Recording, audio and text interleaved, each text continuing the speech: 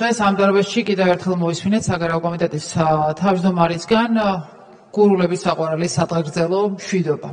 და მე სიმართლე გითხრათ, ბოლო პერიოდში ხშირად ვხედავ ხომ რომ სადღეგრძელობის იქით ჩვენი საგარეო პოლიტიკა ისევე როგორც საშინაო ვეღარ მიდის და კუთვნილად მაინტერესებს რა არის საქართველოს ეროვნული ინტერესი. მხოლოდ მშვიდობა თუ ტერიტორიული მთლიანობა და სუვერენიტეტი, ჩვენი დემოკრატია და ჩვენი ნატოსა და ევროკავშირში გაწევრიანება. და როგორ მოხდა ისე რომ აი ამ ეროვნულ ინტერესებს, რომელიც გაცხადებული იყო აქამდე, მხოლოდ მშვიდობა შერჩა, ისიც ცარიელი. და მე მაინტერესებს მათ შორის თქვენი გუნდის საგარეო მიმართულების ხელმძღვანელებისგან მოვისმინო პასუხი, როგორ უზრუნველყოფს მშვიდობას ის, როდესაც რუსეთის სამხედრო ბაზა უნდა განთავთეს ოკუპირებული აფხაზეთის ოჩამჩირის პორტში და ამაზე ხმას არ იღებს ქართული ოცნება. რატომ არ მოუწოდებთ პარტნიორებს, რომ ეს ფაქტი იყოს დაგმობილი და ერთიანი პოზიცია იყოს?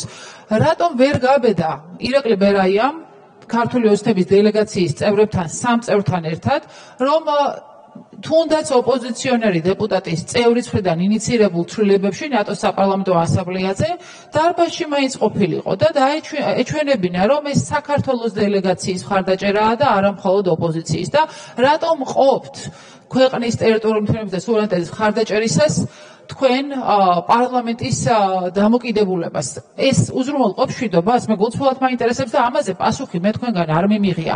ან მშვიდობას როგორ უზრუნველყოფს ის, როდესაც თქვენ გეშინიათ ნებისმიერი რეზოლუციის მხარდაჭერა, რომელიც პუტინს ემუქრება გამოაცხადოს დიქტატორად და ესე იყო პასეშიც, სადაც თქვენ ვერ მოიცალეთ ქართული ოცნების წარმომადგენლობა, რომ საქართველოს სახელით ამ რეზოლუციისთვის ხარი დაგეჭირათ. აქამდე იმას მაინც იწონებდით ხოლმე, თავს იწონებდით, რომ საერთაშორისო ასპარეზზე მხარდაჭერას ახორციელებთ და ეხლა ამისაც გეშინიათ.